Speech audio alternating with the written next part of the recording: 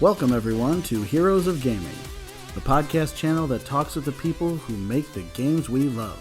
This week, our hero is a legendary woman who is the icon for 90s gamers everywhere. Since that era, she has stood as an inspiration for women and for men, as a symbol of strength, grace, and honor. Throughout her career, she has left an indelible impression on the hearts and minds of gamers, whether she's appearing in international classics like NBA Jam or commanding lead roles like Head Mistress Helga or Vala from War Gods. Her performances are always so impactful. But the real ground-shattering role came to us in 1994 as she became Sonya Blade. Her portrayal of Earthrealm's most badass special forces hero made even the most terrifying sorcerer start to sweat from her kiss of death. Kerri Ann Hoskins, thank you so much for being here. Thank you so much for having me. What a amazing intro. Are you sure you're talking about me? Yeah, of course we are. This is a real treat, a real honor to chat with you.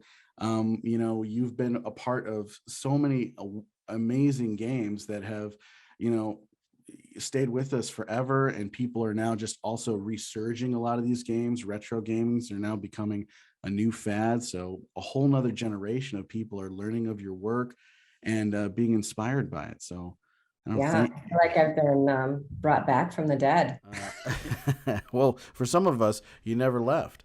So we're excited to ask you that first big question. How did this all start? Take us down memory lane. What kind of kid were you growing up? I was quite a tomboy growing up, actually. My stepdad moved around a lot. So I think I went to like 13 different schools in my life. And we ended up at this farmhouse in Cambridge, Minnesota. And that's where I graduated high school and stuff. But I pretty much grew up, farm girl, tomboy, hung out with my brother quite a bit, building tree forts and taking care of the animals and that kind of stuff. So I was kind of athletic in my own way. I did gymnastics and stuff in school. And then I got more athletic after I graduated and started getting into boxing. My brother was into boxing and I always loved it. But at that time, they didn't allow girls in Golden Gloves. So I used to box my brother. And then, I got a WWF trainer probably in my early 20s, 1920, and started to getting it. I joined a team of girls and we, went across the United States and we were in clubs doing WWF wrestling. We'd start out boxing and then we'd, throw our gloves off and start wrestling. So that must have been amazing. That's it was so much fun. It was so much fun. Wow. And so, I actually was going to go to school to be a vet tech, and I was almost done with school, and I just kind of got thrown into the modeling world. I never really had that much confidence growing up and never thought of myself pretty enough to be a model or anything like that. So, I don't know, growing up on a farm, you don't think about that kind of stuff, Yeah. But shocking that even you are saying, I had a confidence problem. That's so interesting. Oh yeah, I was so shy, and wow. I think modeling really brought that out. Just being able to talk to people, and I used to have a huge problem talking to people. I just was so insecure and shy. Wow. So once people started looking at me like I was this model and good enough to be, in, commercializing stuff and whatever, I was just like, really, me? It was my sister who had started modeling for Playboy, and I was actually there watching one of her shoots at her house and, eating potato chips and drinking champagne in the back, like, hey, this looks cool. And then they turned around and they look at me and they said, do you want to go in the next shoot with your sister? And I was like, me? You're talking to me? Yeah.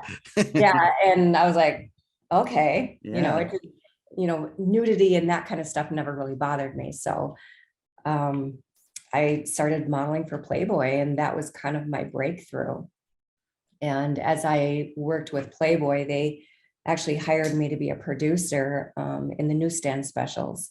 And I did hair and makeup and styling and that kind of stuff. So that really gave me a lot of experience. And I had just happened to be in the office editing photos one day, picking out the bad ones and Yeah. the good ones. And it wasn't for me, it was for another model. And the phone rang, and it was actually Jack Hagar. And he was looking for a couple models for this game called NBA Jam. And I said, I'll do it.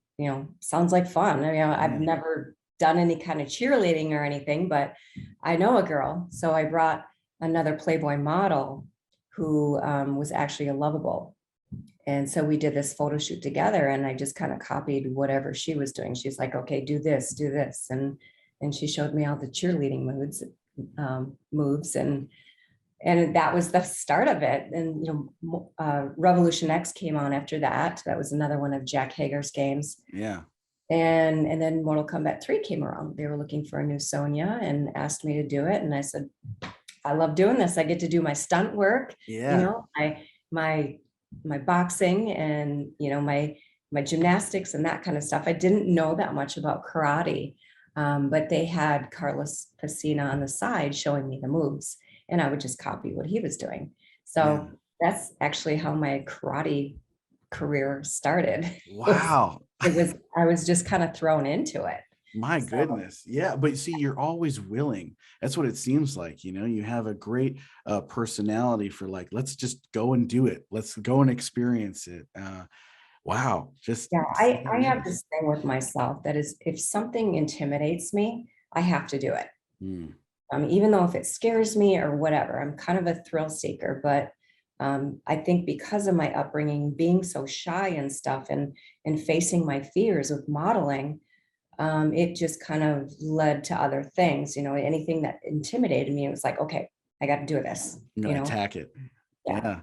Wow. Well, let's rewind just a little bit here because, you're on the covers of these arcades. I mean, you're so iconic. So NBA Jam comes out and you're thinking, okay, this little photo shoot happened. Did you ever think that it would get that kind of world renowned, like just international recognition? Absolutely not. Absolutely not. Midway Valley at the time seemed like a really small company.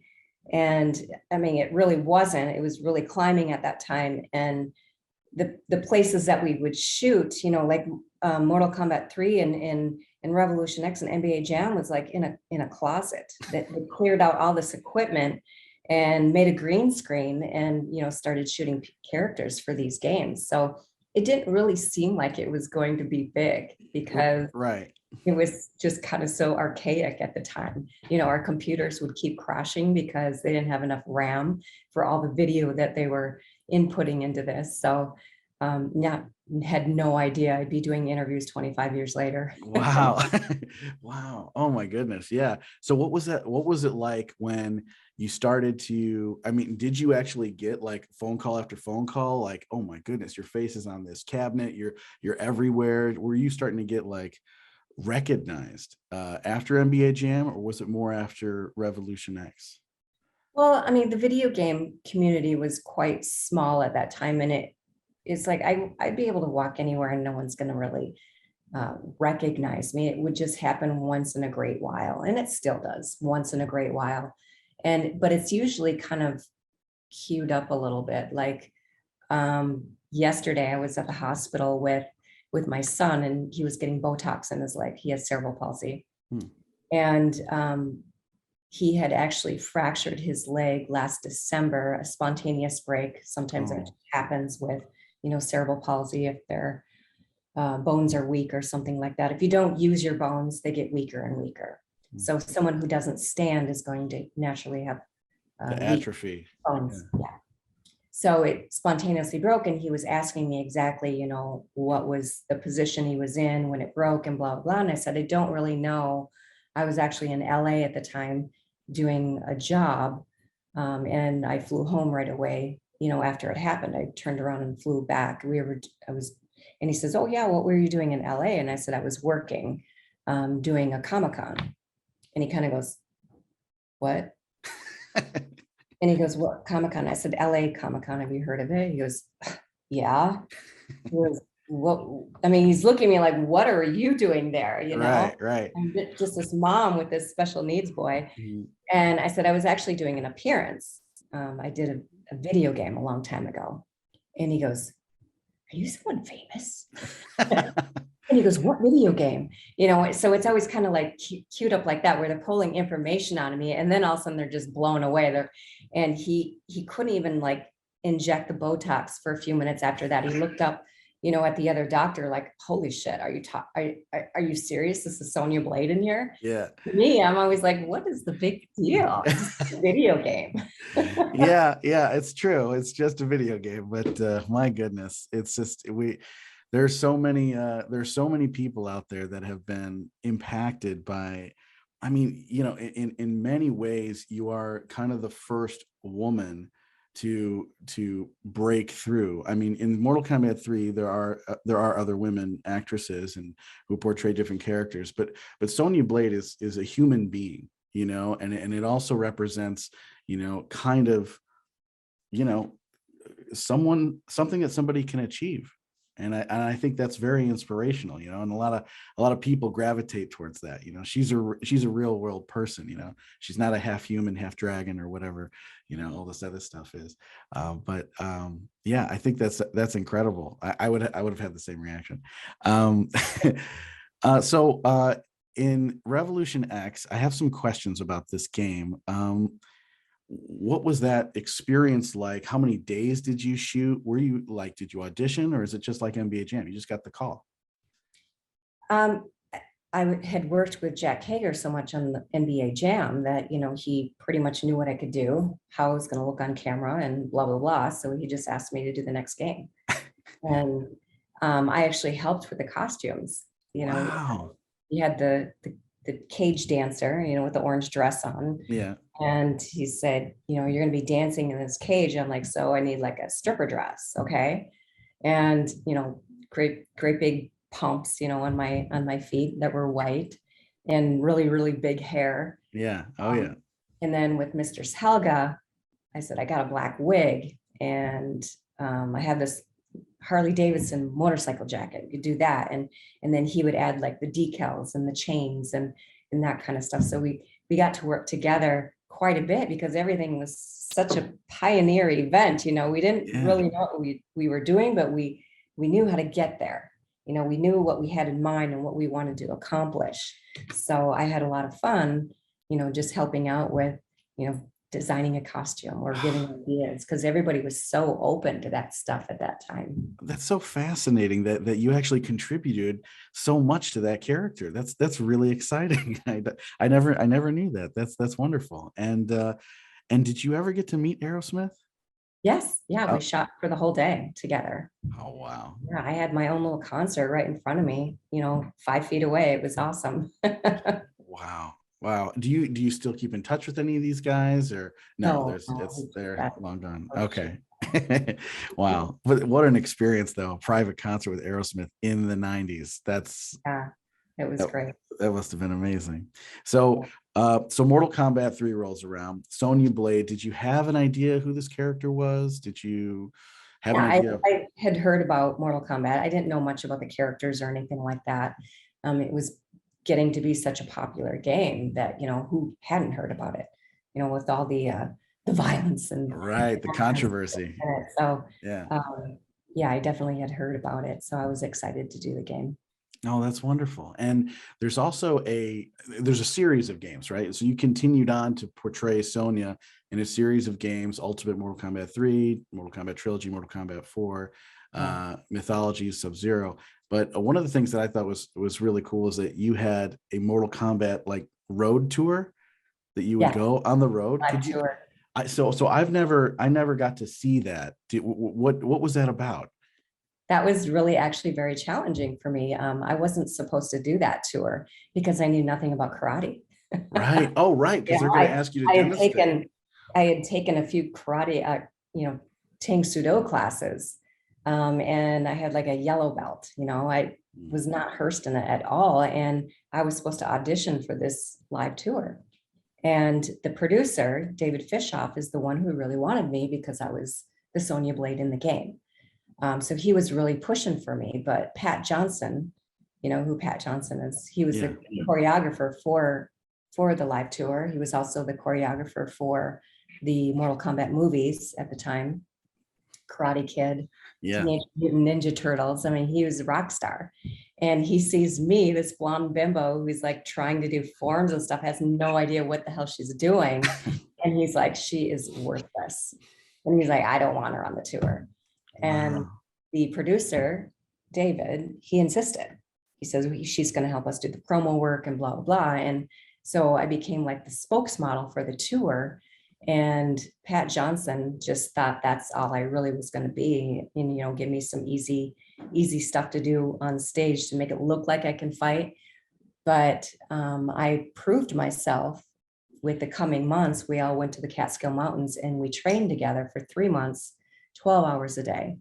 And I remember rehearsing my first fight scene, and his mouth just dropped open after we had showed him what we had learned.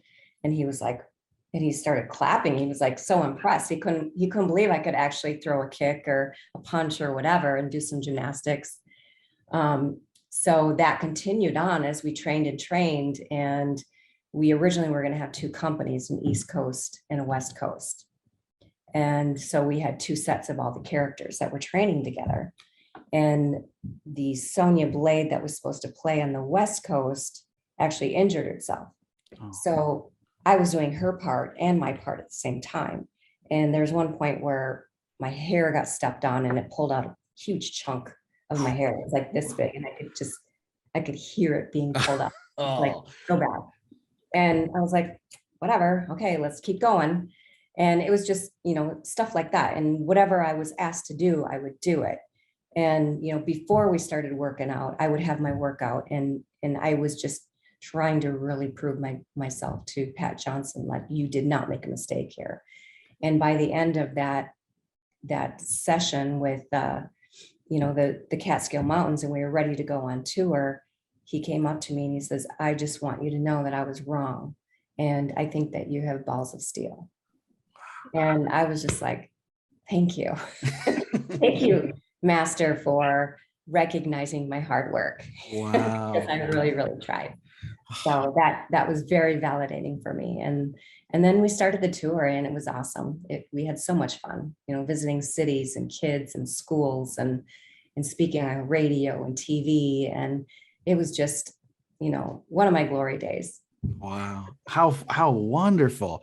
And again, that unstoppable, wonderful, positive attitude that you have within you is just conquering any obstacle that's getting in your way. It's just it's so wonderful, Kerri. That's incredible. So when you move past this kind of era a little bit, so is this kind of the last thing you do, or you because you're also doing War Gods, and you did NBA Showtime, NBA and NBC. So you're still kind of in the latter part of the 90s. You're still, you know, contributing to video games. Was War Gods something that was part of your, like, in the middle of this tour, or how did that work out? War Gods was pretty easy. That's when they were transitioning to 3D. Right. So really all they had to do was make me a costume and take pictures of me, peel off my skin and put it onto a model. And so I was actually 1 month pregnant with twins when that was going on. Oh my goodness. So the photo shoot and stuff, I was sucking in really hard. Right. Right. Because, you know, Bella's costume, right? Yes, there's hardly anything there. Yeah, and being pregnant with twins, you are getting big really fast. You know, you notice the difference every day. I noticed in my belly, you know, it was growing so fast. So I think that was probably my biggest, you know, problem, was just trying to stay looking fit with your abdominal muscles and that kind of stuff while being pregnant. And then mythologies came along where I played Kia. Right. And, after that was shot, you know, we just did video for that. I was actually wearing, you know, this leather this leather getup, and I had created like a black curtain underneath my leather bust. Yeah. It it was basically a maternity outfit Kia was wearing, because I was 3 months at that time. You could definitely tell I was pregnant. Wow. But yeah, I was doing conventions and everything, being pregnant. It was My, nobody ever knew, because I had this sexy top on, this leather top that was really revealing. And being pregnant, your chest grows. So that's what they were looking at. They didn't even notice the belly. wow, that's a nice misdirection there. Good work. So after Mortal Kombat Mythologies, you take a step back from everything to take care of your family, your two sons? Right. My twins, I was undiagnosed with a condition called Ehlers-Danlos at the time. So I ended up having them very, very premature. They were 3 months early. Oh, wow. They were 2.5 pounds when they were born. They were just, 14 inches long. Yeah. I mean, they were just teeny tiny, and they needed a lot of medical care. And then they were diagnosed with cerebral palsy. And I decided just to stay home and care for them. Their needs were so much that I didn't want some stranger nurse, whatever, coming into my house every day and taking care of them. I just wanted to do it myself. I felt like I was the best person to do the job. So I put everything on the side as Wow. far as modeling and stuff, and became a mom. The world's greatest mom. Wow. Thank you. What a heroic thing to do. Because you're on just a crazy wave of both success and fame, and to put all that aside and say, I'm going to be there for my kids is something that, nobody does. So this is just what an amazing heart. What an amazing choice. Well, it's God and family first. And that's how I was brought up. And that's what I believe. This world is about love. Everybody wants to be loved, Yeah. and they strive to find the perfect partner and and procreate and have children. If that's your dream, why wouldn't you follow through with it? It doesn't matter what happens after they're born. They're your children. So Yeah. you have to be there for them. Oh, that's so wonderful. What a wonderful sentiment. I think that's so amazing. And so you Believe me, became. I wanted to quit many times. Well, I'm sure it had. Yeah, of course, right? It's got its own struggles and difficulties, and my goodness, especially special needs, that your strength. It's almost like your whole life was preparing you to be strong enough to be able to do this. And I mean, and how's it going? How is your life now? I mean, what have you been doing since this video game era? Well, I have a very good life now. I'm remarried, and I share custody with my ex, with my boys. So I actually do get some time for myself now. We share custody 50-50. So my twins will go back and forth. We live just a mile and a half apart. And my new husband, Sean, is amazing with my boys. They absolutely love each other. Oh, wonderful. So, and my two able-bodied kids, Sam and Leah, Sam is about to have his own baby. He's engaged, and, it was a bit of a surprise, a little early, but, it is what it is, right? Congratulations. It's still Yeah. exciting. Yeah, I've been a grandma, since I married Sean for the past 4 years, but now it's a little different when your own blood has their own kids. So I'm going to try to stay out of their business, but it's going to be really hard. Yeah, but you can't help it, right? Like, you can't help that. Yeah. So also, I'm My so sorry. daughter, yeah, and then my daughter Leah is actually going to Columbia College. And, Oh, very good. Here in Chicago. right. Yeah. Yeah. She's looking to be in some sort of design field, and she's very good at what she does.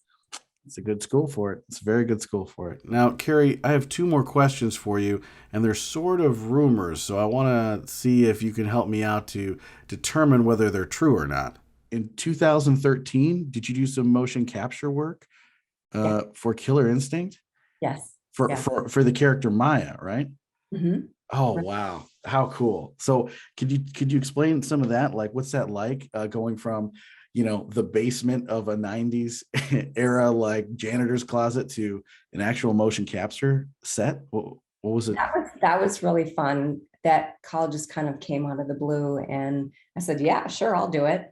I've always kept up on my fitness, and I actually was doing an art show in Chicago at the time, and I needed to deliver a piece of my art. So, doing the photo shoot and taking a break to deliver my art in the middle, and going back to the motion capture stuff. It was just very busy day, but it was a lot of fun.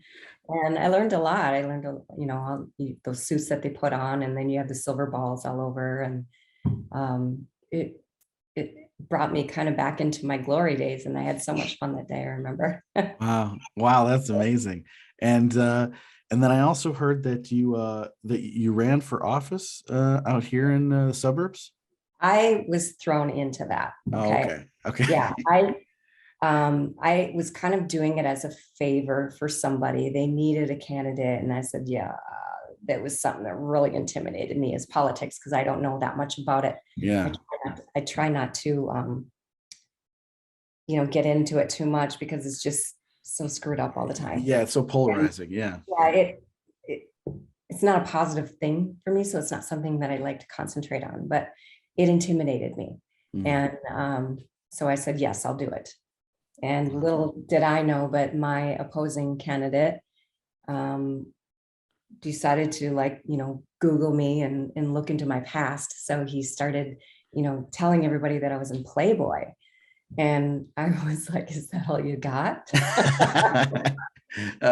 You're awesome. So I was doing these interviews, and they were saying, well, were you in Playboy? And I'm like, well, yes, I was. If I didn't Playboy, I wouldn't be here today. Right. Everything that you do in life is a stepping stone to get to where you are today. So do I regret that? Absolutely not. No, I don't. I love it. Just that commanding presence. I mean, and they didn't have anything to go on, and my opposing candidate was like, well, she's got naked pictures. And I'm like, well, glad they don't have any naked pictures of you. That'd be scary. Boom. That's great. That's terrific. Kind of give him a run for his money. He actually had to start he had to start going door to door and stuff. So nice. Oh, yeah, I got a lot more votes than I was thought to have, wow. And so it was kind of fun. It turned out fun. I didn't actually start campaigning until like a couple months before voting time. I was like, oh, I suppose I should start campaigning. So then I actually made him start campaigning too. So. Nice. Hey, that's great. I mean, I love how you attack life. You attack life, and the things that are intimidating to you at first, you make other people intimidated by how well you do them. So thank you. I don't like to think as me as an intimidating person, because I'm actually not. I love people. Right. And anybody knows who has seen me at a Comic-Con or in person or whatever knows that I'm very welcoming, and I love to talk to people. I love to get people's stories. Wow, that's so wonderful. That's so wonderful. And I heard a story that you stayed all night to sign autographs because you're so nice to your fans. You're so welcoming to your fans. Is that true? It was probably when I was on tour. The kids, we would just be run over by just hordes of kids that would come in, and they're trying to get their autograph item in your face so you'll sign it. So you would sit there, and it was so overwhelming, but it was like, this is amazing. Just the energy that you feel off of these kids and the way that they look at you. I was going to stay there for every damn little autograph that I was going to sign for these kids, and that I just was not going to disappoint even one of them. Wow. And my bus mates always kind of got a little frustrated with that, because they wanted to go home and back to the hotel and eat dinner and chill out. Of course. I was like, you're gonna have to wait till this crowd is over. Wow. Oh, how fantastic. And I have a few more questions for you about what is, looking back, because you're doing the Comic-Cons now, right? You're going to different things. Okay. Yeah, that's what happened in 2020. I posted a picture of me in costume because I turned 50 that my girlfriends talked me into. And because I was so scared to do that, I did it. And they challenged me and dared me, and I did it. And then I posted it. I remember even sending it to Ed Boon right before. And I'm like, should I do this? I'm like, I don't know. I mean, I had this photo and I'm like, and he's like, yeah, do it, do it. So I did. And then it just went wild. And ever since then, I've gotten an agent and I'm doing appearances across the United States and having a ball. It's been great. Wow. So you're back. Sonya Blade is back. Yeah. I love it. I love it. That's terrific. And in reflection of those years from the first one to now, do you have any regrets? Is there anything that if you could travel back in time and tell your younger self, what would you say?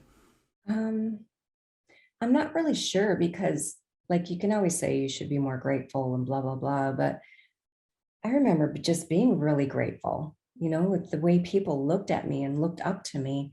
I really felt a responsibility and I really was grateful for that. I really didn't feel deserving. And so I relished every moment because I for sure thought it was going to be temporary. Well, you made it last forever. It was your portrayal that made it last forever. I think John and Ed made it last forever. I'm just one of the helpers. No, it's very nice of you to say. And you always have such kind words for the people you work with, and of course the projects you work on. But was there ever any projects offered to you that you didn't take? And were there any struggles in your career?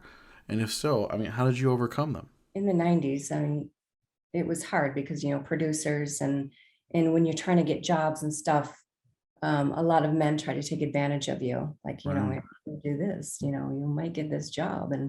And I never did anything like that. I was never, I don't want to say desperate because I don't feel like the women who were abused or whatever were desperate. They really wanted the job. And I think maybe it just was too overwhelming or something like that for them. But me, I always have a grounded, I have a huge family, and my sisters and my brother and my parents and stuff always made me feel like I wasn't that big a deal. So you always feel grounded, and if you have to do something that you don't believe in to get something, then it shouldn't be yours. So I always had that kind of mentality. And there was some stuff in LA that I could have done. I could have furthered my career if I would have slept with a certain person or whatever, but it just wasn't meant to be for me. I was meant to go back home and have babies and help these two individuals that were severely disabled for the rest of their life. I feel like I'm more of a server than I am an entertainer. Wow. Wow, that's incredible. And you're a woman of integrity, and what an example to follow. It actually leads me into this other question, which you so artfully articulated, which is, being a woman in a video game industry, which is male dominated, kind of one of the last male dominated entertainment industries, with the recent Me Too movement and all this other stuff. And there are women that are breaking into video game design, video game creation. So not just in front of the camera, but also behind it. Right. What advice would you give to these women? Stick to your guns. Whatever you do, do it well. If you're competing with another man for a job, do better. It's pretty simple. It's the best person should get the job. So be versed in your craft. Be good. And you shouldn't really have anything to worry about these days. You do once in a while get that harassment, but it's not as much as it used to be. And now people can get in trouble for it. So there's a lot of help out there. So if you do run into stuff like that, there's somebody that you can go to always. So, and we didn't really have that back then. So I really feel sorry for the women that felt like they were trapped. And it doesn't mean they had bad integrity or bad manners or just not brought up right. It just means they got into a situation that they weren't expecting and they didn't know what to do at the time. A lot of time it surprises you, and you don't know how to react. And it's so uncomfortable. You just don't know what to do. So I don't know. I mean, I'm not innocent of being abused by any men, of course. When I was very young, it had happened to me. And I remember that feeling, and I didn't want my career to feel like that. Hmm. So I always just, just gave it the hand, and I just walked away from it. Wow. That's and what a powerful piece of advice to stick to your guns. I mean, that is a wonderful mantra. It's also like very Sonya of you to say that. Stick to your And I guns. don't want to suck it up, buttercup. I Yeah. say that to myself all the time. Like if I'm crying or, something is too frustrating or whatever, I will talk to myself and I will say, suck it up, buttercup. Because it's not that serious. Right. You're gonna get Right. through. You're gonna live. Wow. That's so amazing. And then one of the last question we have here, is there anything you would like to tell us about, something that is on the horizon, something you'd like us to promote, something you want us to support, any causes or any of your new stuff coming out, like your wonderful art or anything like that? Well, I love UCP. I love what they do for people. And I'm always trying to support stuff like that. So if there's a charity that you're thinking about that you want to donate to, that, through business or whatever, you have some money that you can contribute, UCP is always a great one. They have so much information out there for people that need it and help. So, I'm always advocate for them. And my art, I have a website and I have art on it. I have an Instagram and a Facebook, and everything is kind of seamless. It's all Kerri Ann at Kerri Ann Gallery. If you want to come and say hi to me, I try to talk to my fans and answer everybody. My DMs can get pretty overwhelming, so I do kind of ignore those once in a while. But I do try to answer everybody publicly. And is there any upcoming video games, or if anybody offered you a video game role, would you take it? There might be something coming up, but Oh, I can talk about it. okay. All right. I have been working. I have been working. Thank you for sharing all this. It's not always butterflies and rainbows, I try to show people on Instagram and Facebook that my life is not that great and easy, as one would think. I struggled through depression, and I have problems with my kids, and I have my struggles too. So, all the filters and all that stuff that social media is full of, I just want everybody to know that I do have problems too. And I just work through them. And I love to talk to people who are going through the same struggles. I feel like I do have a little bit of wisdom to help people through it. So, yeah. That's wonderful. That's wonderful. No, it's a great note to end on. Enjoy your time with your family. Thank you so much for hanging out with us. Thank you so much for having me.